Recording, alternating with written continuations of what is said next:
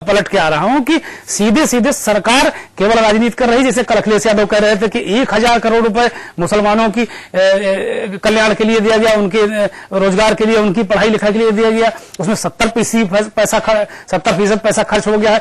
वो मुझे तो 20-25% भी कहीं नहीं खर्च होता दिख रहा है। अगर आम मुसलमान की बात करें, आम मुस्लिम बस्तियों की बात करें, या ये पूरे समाज की बात करें, आप बेरोजगारों की बात करें, जो जिनको वास्तव में रोजगार की जरूरत है, मुझे लग रहा है कि उनको भटकना है। तमाम युवक रोजगार, अफसोस है कि तमाम युवक रोजगार, पढ़ने लिखने के बाद अगर रोजगार नहीं मिलता तो फांसी लगा लेते हैं और जान अपनी दे देते हैं। बेहद चिंताजनक, अफसोसजनक है। ऐसे युवकों को, ऐसे लोगों को भी मेरी के न्यूज की एक सलाह है कि कम से कम वो अपनी कीमती जान न गंवाएं, संघर्ष करें। उत्तर प्रदेश सरकार ने कहीं निकले, कुछ भी करें, अगर अपने उद्योग, कुटीर उद्योग लगाएं, खेत खलियान में अपने लिए रोजगार करें, लेकिन जान देने की जरूरत नहीं है। लेकिन सरकार की नैतिक जिम्मेदारी में बनती है कि कम से कम रोजगार का सृजन करें। बिल्कुल, एक नैतिक जिम्मेदारी की बात कही दुर्गेंद्र जी आपने। बड़ा सवाल यहां पर यही खड़ा होता है महेश जी कि क्या सूबे के विकास के बजाय वोट बैंक की राजनीति को ज्यादा तवज्जो दे रही हैं क्षेत्रीय पार्टियां? क्षेत्रीय पार्टियों का ये हमेशा स्वभाव ही रहा है, चाहे वो जिस प्रदेश की हो, और उन्होंने अपनी सरकार बनाने के लिए जो तात्कालिक लाभ होता है वो देने का पूरा प्रयास किया। कायदे से होना तो ये चाहिए कि सरकारों को ऐसा माहौल बनाना चाहिए अपने सूबे में ताकि उद्योगों को बढ़ावा मिले। ये सिलसिला नारायण दत्त तिवारी तक, यानी सन 89 तक तो चला, 89 तक सॉरी, कि उद्योगों के लिए माहौल बना और उद्योगपति आते थे और बहुत विनम्रता से, मुख्यमंत्री की प्राथमिकता सूची में उद्योगपतियों से मिलना होता था और उद्योग लगते भी थे। तो अभी समझिए कि जब से सपा सरकार आई है, अगर हम कानपुर का ये KFC को ले लें तो इसके अलावा KFC जेपी ग्रुप की एक फर्टिलाइजर कारखाना है जो पहले डंकन हुआ करता था, तो वो पूरी तरह से चलने लगा है। ये एक अच्छी बात है। तो अगर माहौल, कानून व्यवस्था, इंफ्रास्ट्रक्चर, ये सारी चीजें प्रदेश सरकारें दें तो ऐसा नहीं कि उद्योगपति न आए। बिल्कुल, आपने इंफ्रास्ट्रक्चर की बात की महेश जी, तो सरकार ने एक और योजना तैयार की है उत्तर प्रदेश को उत्तम प्रदेश बनाने के लिए। अखिलेश सरकार आए दिन नई घोषणाएं और नई नई योजनाएं तैयार करते रहते हैं। नई योजना की बात की जाए तो छोटे छोटे शहरों को अब पर्यटन को बढ़ावा देने के लिए और उद्योगों को बढ़ावा देने के लिए कहीं ना कहीं एक योजना तैयार की गई है। क्या है ये योजना, आइए देख लेते हैं।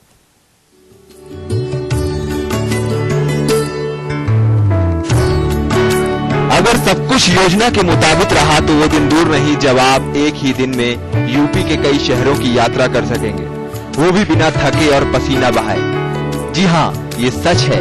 अखिलेश सरकार ने राज्य में पर्यटन और अन्य व्यावसायिक गतिविधियों को गति देने के लिए 1 दर्जन से अधिक शहरों को हवाई सेवा से जोड़ने की रणनीति तैयार की है। यूपी सरकार इन शहरों के बीच लघु विमान सेवा शुरू करने जा रही है। सरकार की कोशिशें हैं कि इस सेवा से प्रदेश में पर्यटन को तो बढ़ावा मिलेगा ही, साथ ही व्यापार और अर्थव्यवस्था को भी बढ़ावा मिलेगा। दावे तो यहाँ तक है कि भविष्य में टूरिज्म, एयर ट्रैफिक के मामले में भी यूपी देश में सबसे आगे होगा। इस योजना के लिए पर्यटन विभाग को इसका नोडल अधिकारी नामित किया गया है। वायु सेवा प्रदाता के चयन की प्रक्रिया, शर्तें और आधार आदि निर्धारित करने और चयन करने की कार्यवाही करने के लिए प्रमुख सचिव पर्यटन की अध्यक्षता में एक उच्च स्तरीय समिति का गठन किया गया है। इस समिति में पर्यटन, नागरिक उड्डयन, वित्त नियोजन, न्याय एवं औद्योगिक विकास आदि विभागों के सचिव, प्रमुख या उनके प्रतिनिधि सचिव शामिल होंगे। अभी तक प्रदेश के 14 रूटों पर विचार चल रहा है। वहीं हवाई पट्टी के इंतजाम के लिए सरकार का कहना है कि उसके पास इसके लिए भी कार्य योजना है। प्रदेश में वायु सेवा को चलाने के संबंध में कल मुख्य सचिव महोदय की अध्यक्षता में एक बैठक हुई थी। उसमें तय हुआ है कि जो पर्यटन विकास निगम है उत्तर प्रदेश का, वो इसमें नोडल संस्था होगा और वो उन एक्सप्रेशन ऑफ इंटरेस्ट अखबार में निकाल के उन सभी ऑपरेटर से जो इच्छुक होंगे इसमें हवाई जहाज चलाने के लिए, उनसे उनके प्रस्ताव मांगेगा। जब प्रस्ताव आ जाएंगे उसके बाद उन सबके बैठ के एक बैठक होगी, विचार होगा, रूट तय होंगे। उसके बाद इसमें जो है वो चयन की प्रक्रिया होगी और ये प्रयास किया जाएगा कि जल्दी जल्दी ये एयरलाइन आरंभ हो जाए। बहरहाल सरकार लघु वायु सेवा शुरू करने के साथ ही श्रीलंका, जापान, थाईलैंड, कोरिया आदि देशों से आने वाले सैलानियों के लिए ट्रांसलेटर और खान-पान की बेहतर सुविधा शुरू करने पर भी विचार कर रही है। लेकिन ये विचार और हवाई सपने कब सच होंगे, ये देखने वाली बात होगी। काशी प्रसाद, के news, Lucknow.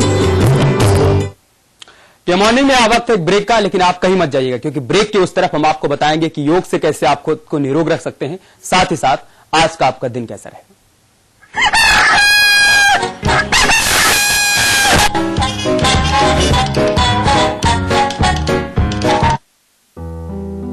Knowledge is what we gain. Discipline is what we follow. Motivation is what we get. Attitude is what we are. We are KDMA.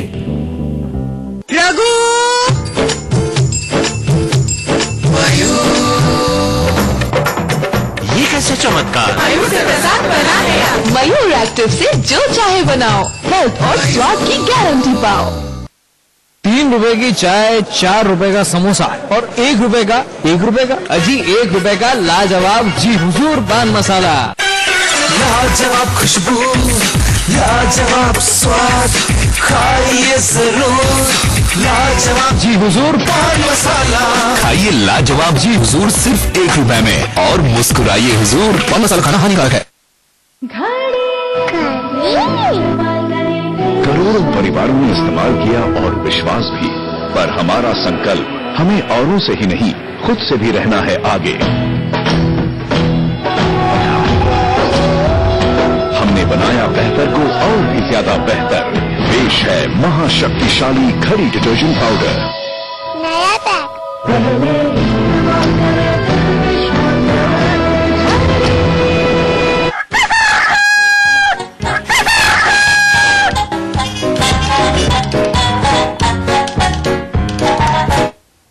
Break के बाद स्वागत है आपका के मॉर्निंग में। के मॉर्निंग में अब रुख करेंगे मथुरा का, जहां लोक निर्माण विभाग में भ्रष्टाचार और सड़क निर्माण में घोटाले का बड़ा मामला सामने आया। पिछले महीने 30 करोड़ रुपए के ठेके में 11.5 करोड़ रुपए के घोटाले का बड़ा मामला सामने आने के बाद एक बार फिर सड़क निर्माण के 20 करोड़ रुपए के ठेके में न सिर्फ 1 करोड़ रुपए का बंदरबाट हुआ, बल्कि तमाम नियमों को ताक पर रखकर ठेका देने से लेकर और सड़क निर्माण में घटिया सामग्री तक का इस्तेमाल किया गया।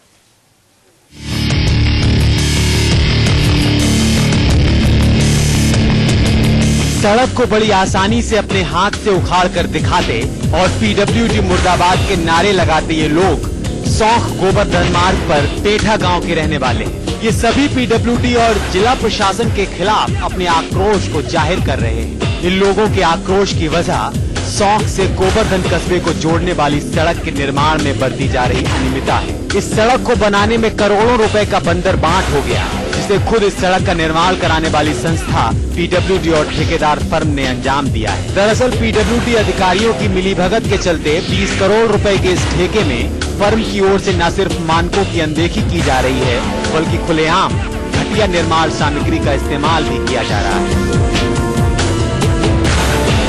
ये मथुरा सौंख से लेके गोवर्धन का मार्ग जो निर्माण किया जा रहा है, ये उत्तर प्रदेश सरकार के द्वारा बनवाया जा रहा है। इसमें भाई भतीजेवाद और अपने रिश्तेदारों को पीडब्ल्यूडी डिपार्टमेंट ने ठेके दे दिए। उसकी वजह से आज जो रोड बन रहा है, इसमें दूर दूर तक पूरे मानकों का खुले में खिलवाड़ किया जा रहा है, मानकों का कहीं पालन नहीं किया जा रहा है। आगरा के पास इनका हॉट मिक्स प्लांट है, वहां तक आने में टेम्परेचर डाउन हो जाता है। अगर आपका टेम्परेचर डाउन हो जाएगा तो लेयर की जो पकड़ आनी है वो उपयुक्त नहीं आ पाती है, जो जितनी आनी चाहिए। दूसरे हम अभी ये गिट्टी हाथ में लेके देख रहे हैं, इनमें सभी में मिट्टी के तेल की बदबू आ रही है। तारकोल इनमें ना के बराबर मात्रा में काला तेल और मिट्टी का तेल घोल के ये मिलाया हुआ है। मानकों को पूरी तरह नजरअंदाज किया जा रहा है। पीडब्ल्यूडी मिनिस्टर के करीबी रिश्तेदार हैं इसके ठेकेदार, जो बिल्कुल मानकों के अनुरूप कार्य नहीं कर रहे हैं और इसमें बिल्कुल काले तेल का प्रयोग हो रहा है, गोल तार का कहीं प्रयोग नहीं हो रहा है। ये अपने आप सड़क उखड़ रही है। कोई वाहन अगर निकल जाता है तो सड़क में गड्ढे हो जाते हैं आदमी को।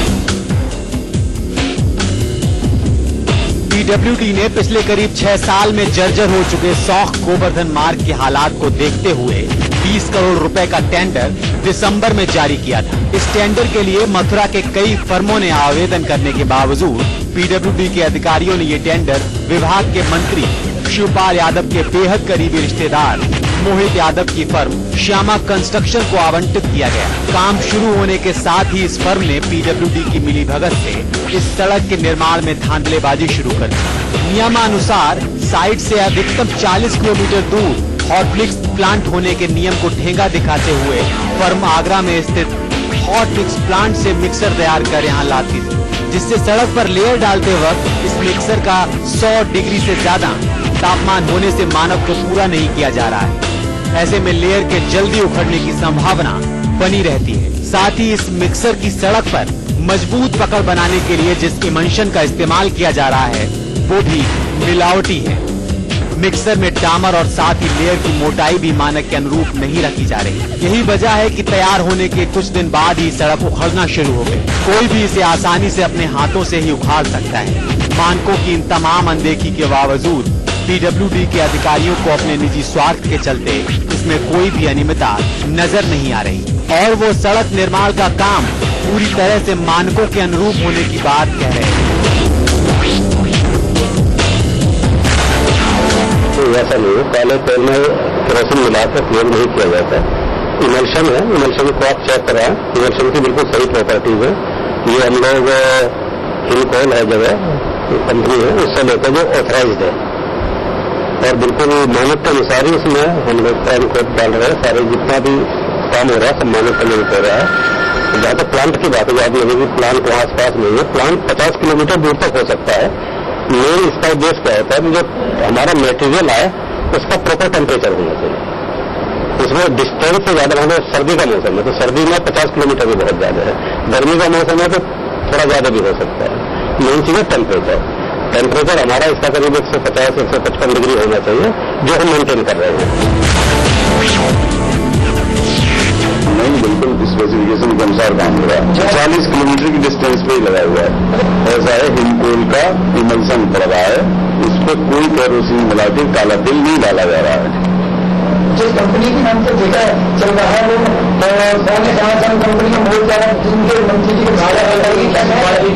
मेरी जानकारी नहीं है, मैं तो श्यामा कंस्ट्रक्शन कंपनी काम कर रही हूँ। मेरी जानकारी नहीं।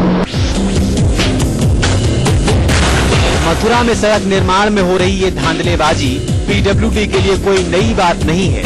यहाँ आए दिन ऐसे मामले सामने आते रहते हैं। फिलहाल पीडब्ल्यूडी की इस कार्यशैली के चलते सौंख गोवर्धन मार्ग पर निर्माणाधीन ये सड़क धांधली की सड़क बनकर रह गई है। राजेंद्र चतुर्वेदी, के न्यूज, मथुरा। तो जो आम जनता को नजर आ रहा है वो कुर्सी पर बैठे अधिकारियों को नजर नहीं आ रहे। नजरिए में फर्क इसलिए भी हो सकता है क्योंकि आम जनता सड़क पर जाकर हकीकत देख रही है और ये अधिकारी कुर्सी पर बैठ के हकीकत देख रहे हैं। बहरहाल के मॉर्निंग में अभी वक्त है अखबारों की तरफ बढ़ने का, तो आइए एक नजर डाल लेते हैं अखबारों पर।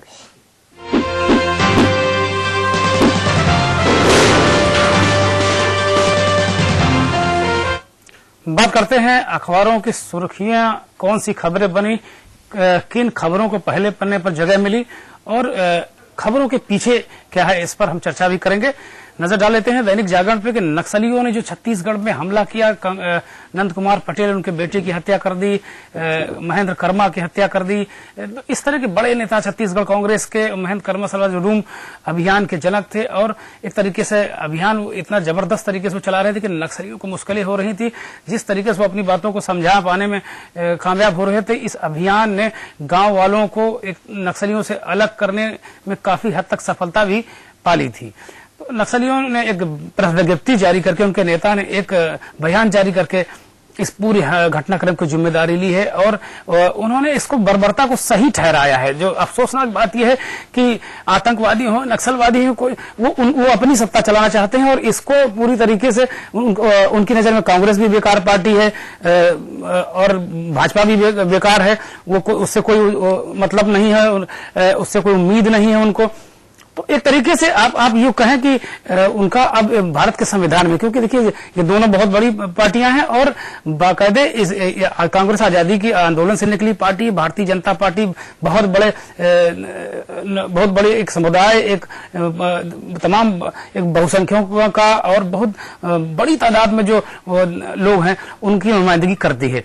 भारतीय जनता पार्टी। तो यही कुल मिला के जो एक ट्रेंड चला है कि हमला करें, फिर ये बिल्कुल उसी तरीके का ट्रेंड है कि जैसे पंजाब में हमला होता था, नेता मारे जाते थे, और अमेरिका में बैठे जो लिबरेशन टाइगर्स फ्रंट जो उनकी थी वो जिम्मेदारी लेते थे। तो इस तरीके से कहीं पंजाब हो, कश्मीर हो, उसी तरीके का ट्रेंड ये मुझे लगता बढ़ता चला जा रहा है। एक और खबर, जो अहम खबर है आम आदमी के लिए, जो सबसे अहम खबर है, बिजली हमारे घर घर की जरूरत है।